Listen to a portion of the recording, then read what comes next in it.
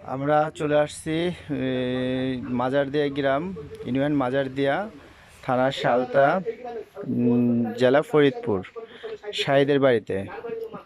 এটা হচ্ছিল শাহিদের ঘর। আমরা জান আপনার নাম কি শাহিদ? জি, আমার নাম মোহাম্মদ শাহিদ। আপনার বাবার নাম? মোহাম্মদ নান্নু একটু জোরে বলেন। নান্নু মাতুব্বার। আচ্ছা, গ্রাম, মাজারদিয়া, থানা, সালতা, জেলা। ফরিদপুর। আচ্ছা, আমরা ইতিমধ্যে জানতে পারছি আপনার ঘরের বিষয়ে আপনি হায়দার মানে মহিলা ভাইস চেয়ারম্যান যে আছে ওনার হাজবেন্ডকে কিছু আর্থিক লেনদেন করছেন, সেটা একটু যদি আমাদের ক্লিয়ার করে বলতেন তাহলে একটু সুবিধা হতো। আমি আর্থিক লেনদেন করতে করবো, কারণ আমি গরিব মানুষ। তারপরে মনে করেন তার কাছে একটা ঘর চাইছিলাম আমি 5-6 মাস আগে। সে বললো যে মাস 3 পর ঘর আসবে, তুমি সে শুরু করবো। আমি বললাম যে ভাই, ঘর কিনে দিবে, টাকা দিয়ে লাগবে। হ্যাঁ, 30,000 টাকা দিয়ে লাগবে তোমার। 30,000 টাকা দিয়ে লাগবে। আমি বললাম ভাই, 30,000 টাকা, এত টাকা আমি দেবো কই থেকে? সে বললো যে তুমি তাই 20,000 টাকা দেবো। আমি বললাম ভাই, 20,000 টাকা তো একবারে দেবো, আমার শেষ পর্যন্ত নাই।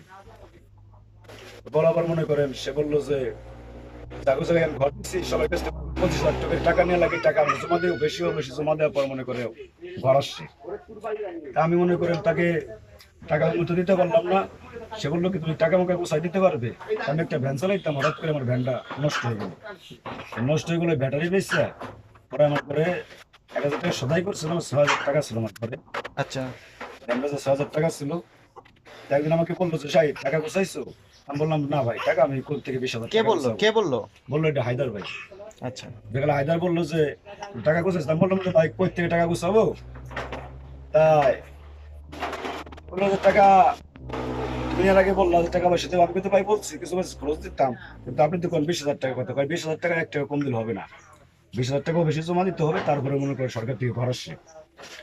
এ কথা আবার মনে করেন আমি বললাম যে ভাই 6,000 টাকা আছে আমার ঘরে, যদি এই 6,000 নিলে হয়। তো কইলো যে 6,000 টাকা নিয়ে তোমার আমি ভর্তি করে দিয়ে এসছি, কাগজপত্র জমা দিতে এসছি, আর 14,000 টাকা তুমি দিবা, দেওয়ার আচ্ছা, পরে তোমার ঘর আসবে। আমি এই কথার পর রয়ে গেছি। তারপর ঘর হইছে, ঘর আসছে দেশে, সবাই ঘর দিতেছে, এভাবে চলতেছে। হঠাৎ একদিন আমি জিজ্ঞেস করলাম যে ভাই, আমার তো ঘর দিলেন না। তাহলে বললো যে তুমি কি টাকা 14,000 গুছাইছো? তা আমি বললাম না ভাই, আমি তো টাকা গোছাইনি। তা গোছাইনি, তুমি টাকা তো গোছান লাগবে, না গোছাইলে এটা ঘর আসবে না। কেন 20,000 টাকা যখন আমরা জমা না দেবো অফিসে, সেবার তুমি ঘর পাবা না। তাই বললাম ভাই, আমি তো মনে করেন 14,000 টাকা তো আমি কোনটা গোছাবো? আমি তো মনে করেন ভ্যানটাও ছিল, ভ্যানটাও বেঁচে ফেলাইছি, ভ্যানটা নষ্ট হয়ে গেছে, দিয়ে গেছি। এখন সে বললো যে ভাই, টাকা না গোছানো কিন্তু ঘর আসবে না, আপনার তুমি টাকা গোছাও, এই কিস্তিতে যদি ঘর আসে তারপরে তোমার ঘর দেওয়া হবে। এটা কে বললো? বললো হায়দার ভাই। আচ্ছা, ঠিক আছে, রূপা আপার স্বামী। রূপটা হচ্ছে? রূপা হলো আমাদের এই যে এই থানার ভাইস চেয়ারম্যান। আচ্ছা, ঠিক আছে, রূপা। মহিলা ভাইস চেয়ারম্যান জি, রূপা। মহিলা ভাইস চেয়ারম্যান রূপা আপা বললেন। তার স্বামী এই কথা বলার পর পরে আমি কি করব? এখন বললাম যে ভাই, তাহলে আমার ঘরটা বললো যে ওই যে পরের তারিখ যদি ঘর আসছে তোর দেওয়া হবে। তা আমি বললাম ভাই, এটা কথা হলো, আমার ঘরের ভিতরে মনে করেন যে একটা দিন যাইতেছে, জেলখানায় মানুষ থেকে যত কষ্ট করে তার চেয়ে ডবল কষ্ট করতেছে। জেলখানা হয়তো একটা মানুষ জেলে যায়, সে নিজে কষ্ট করে, কিন্তু আমি এখানে আমার ছেলে মেয়ে ফ্যামিলি নিয়ে সবাই নিয়ে আমি কষ্ট করতেছি। আপনি দয়া করে ভাই আমার ঘরটা একটু দেন। সে বললো যে 20,000 তুমি জমা না দেবা, সে ঘর আসবে না। তাই আমি বললাম যে ভাই, আমার টাকাটা আপনি ফেরত দিয়ে দেন, আচ্ছা, আমার ঘর লাগবে না। সে বললো 6,000 টাকা জমা দিচ্ছে অফিসে, এটা তোর ফেরত আনা যাবে না, তুমি টাকা 14,000 কোথায় আনো, 20,000 জমা দিই, জমা দিলে তোমার ঘর আসবে। আমি এই কথা আবার মনে করেন এইভাবে রয়েছি। এখন শুনি যে অনেক মানুষের কাছ থেকে এরকম ভাবে মনে করেন টাকা নিচ্ছে, একজন কাছ থেকে 20,000, কেউ কাছ থেকে 25,000, কেউ কাছে 30,000, এরকম করে মেলা মানুষের কাছে টাকা নিচ্ছে। নিচে তাদের কি ঘর দিছে? কারো ঘর দিচ্ছে, কারো দেয় নাই। আবার মনে করেন তার ওই যে এক শালা আছে, নাম হলো মুকাদ্দিস। শালা বলতে যে ইসে হ্যাঁ, আপনার এটা হলো উপজেলা রূপার হলো ভাই, আর ভাইস চেয়ারম্যানের হলো ভাই হয়, বুঝছেন, রূপা আপার ভাই হয়। তাকে বললাম যে আমি তো 6,000 টাকা দিছিলাম, এখন তো আমার ঘরও দিতেছে না, আবার বলে যে এই টাকা ওলার 14,000 না দিলে এই টাকাও আপনার মারি যাবে। তাহলে আমি কি করবো কন? কখন কি করবা? 14,000 গুছাও, আর 14,000 না গুছালে তোমার টাকা মারি যাবে। এটা কাকে বললেন? বললাম এই যে রূপা আপার ভাইকে, মানে হাজারের মানে শালাকে। সেও এইটার সাথে জড়িত? হ্যাঁ, সেই তো এই মোকাদ্দেশি তো অনেকজনের কাছ থেকে টাকা পয়সা আনছে, কুমারকুটি গ্রামে অনেকজনের কাছ থেকে টাকা আনছে আচ্ছা, আচ্ছা, মোকাদ্দেশি, আমি শুনতে পারছি। আচ্ছা, তারপরে? তারপরে মনে করেন এইভাবে রয়েছে, ঠিক আছে। এখন মনে করেন আমার টাকাও দেয় না, আর মোকাদ্দেশ কয় কি যে সব নিয়ে হাউকাউ করে না ভাই, হাউকাউ করলে আর তুমি ফাইসে যাবা। মানে হুমকি দেয় আপনাকে? আমাকে দেখা বলে যে এরা খুব ভালো ভালো লিডারের সাথে, বড় বড় মন্ত্রীর সাথে এদের হাত আছে, এরা কিন্তু তোমার মতো গরিব মানুষের যে কোনো এটা আপনি যে এটা বলে বা এরকম হইলো আপনাকে ঘর দেওয়ার কথা বললো, তারপরে ঘর দিচ্ছে না, পরে এখন আপনাকে ঘর দিতেছেন আরো টাকা চাচ্ছে বা আপনাকে হুমকি দিচ্ছে, এই বিষয়টা নিয়ে কি আপনি রূপা কি এই বিষয়গুলো জানে? তো ভাই একদিন বলছিলাম জাফা দেখেন, আমার তিনটা ছেলে মেয়ে নেই, আমার ছেলেটা বলে গেছে বাবা সবকে পড়াই, তাকে আমি ওইটু মুসলমানি দেবো, আপা দয়া করে আমার ঘরটা দিবার কর। সে বললো যে তুমি চিন্তা করো না, তুমি টাকা গুছাও, তোমার ভাই এটা সিস্টেম করে তোমার দিবে না, ঠিক আছে। হুম। সে তো অনেকজনের এই ঘর দিচ্ছে। আমি বললাম বাবা দিচ্ছে তো, অনেকজনের কাছ থেকে শুনি যে 20,000 30,000 করে টাকা নিচ্ছে, না আমি তুলে দিতে পারতেছি না, আমার 14,000 টাকা আছে। আর বললো তুমি আস্তে আস্তে গুছাও, মানে এই বেসে যদি ঘর না আসে, তোমার পরের বেসে ঘর আসলে আমার মানে তার কথা হচ্ছে টাকা দিলে সে ঘর দিবে, টাকা না দিলে ঘর দিবে না, এই তো? হ্যাঁ, সে বলে যে অফিসে কোন অফিস আছে বলে তাদের ওখানে বলে জমা দেওয়া লাগে, আচ্ছা আচ্ছা। নালি ঘর আসে না, ঠিক আছে। সরকার থেকে বলে 20,000 25,000 টাকা ভ্যাট দেওয়া লাগে, ও ঘর আচ্ছা, আসে, না সেই না, কথা এটা বলে। মাননীয় প্রধানমন্ত্রী, এটা আসলে এটা যদি বলে থাকে এটা ভুল বলছে। তারপরে আচ্ছা, হলো কথা হলো কি শোনেন, যে মানুষের একটা কথা হলো কি, যে সরকার তো আমাদের জন্য আমি মনে করি অনেক ঘর দিচ্ছে, অনেক, সরকারের কোনো দোষ না, আমাদের সরকার ভালো, সরকার অনেক জন দেশের জন্য অনেক উন্নত করতেছে, সরকার ভালো। কিন্তু কিছু কিছু লিডাররা আছে এগুলোর কারণে, দুর্নীতির কারণে আমরা গরিব মানুষ মনে করি এখন অসহায়ভাবে চলতেছি। এটা আমি লিগ্যাল মেন করতে বলতে চাই, নালি আমার মতন মানুষ,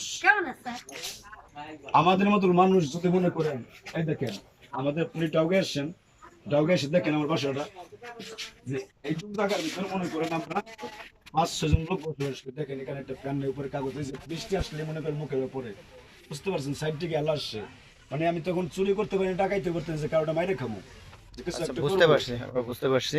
আচ্ছা, আপনার স্বামী যে টাকা দিছে আপনি কি জানেন এ বিষয়ে কিছু? জি জানি। টাকাটা কিভাবে দিচ্ছে নিজেটা বললো? ভ্যান ছিল, ভ্যানের ব্যাটারি বিক্রি কইরা আর 6,000 টাকা আমার কাছ থেকে নিয়ে আমার স্বামী ওনারে দিছে হায়দার মেরে। ও আচ্ছা, ঠিক আছে।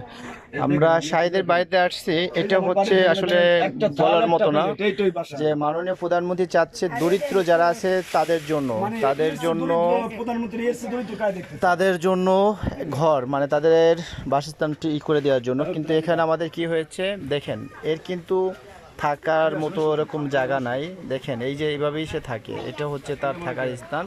তিনটা বেবি, তার তিনটা বাচ্চা, এই নিয়ে সে এখানেই থাকে। এটা আসলে আমাদের জন্য খুব কষ্টদায়ক যে আসলে এটা কিভাবে সম্ভব, এটা আসলে কষ্টদায়ক যে এটা কিভাবে পারে। মানে জেলখানে আমার মনে এটা করছে উপজেলা মানুষ, মহিলা, সালতা উপজেলা মহিলা ভাইস চেয়ারম্যান এবং তার হাজব্যান্ড এবং তার ছোট ভাই মিলে এদের কাছ থেকেও টাকা নিয়েছে, এদের কাছ থেকেও 6,000 টাকা নিয়েছে এবং তার যেটা থেকে তার রিজিক আসে সেটার একটা ব্যাটারি বিক্রি করে, ভ্যানের, সেটা বিক্রি করে এদের টাকা দিয়েছে।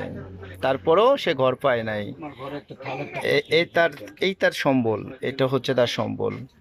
এই এখানেই আছে, আমি ঘুরে আপনাদের সব দেখাচ্ছি তার দেখেন স্যার, ঘরটা। এই যে একটা থাল একটা কলস, আমরা এসে কিছু নাই, বুঝছেন, একটা গাড়ি উঠে দেবো না। এরকম ওই যে পার করে নিছি, ওই যে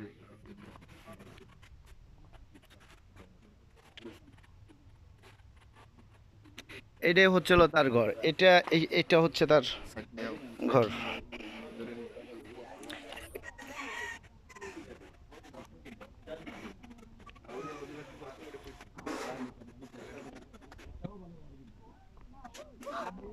এইভাবে থাকে, এইভাবে সে, এটা হচ্ছে তার থাকার ঘর। এটা আসলে আমরা যতটুকু জানি, যেটা আসলে যে ঘরটা আছে এদের মতো দরিদ্র যারা আছে তাদের জন্যই তাদের হক। কিন্তু আসলে এই ঘরগুলো পাচ্ছে কারা? যারাদের মনে করেন যে থাকার মতো ঘর আছে বা বাড়িতে বিল্ডিং আছে, তারা লাখ লাখ টাকার বিনিময়ে ঘর পাচ্ছে। এটা আমাদের নজরে আসছে, অবশ্য আমি এটা অনেক কিছুই জানতে পারছি। এই আর কি, আশা করি যে এটা মাননীয় প্রধানমন্ত্রীর নজরে আসবে।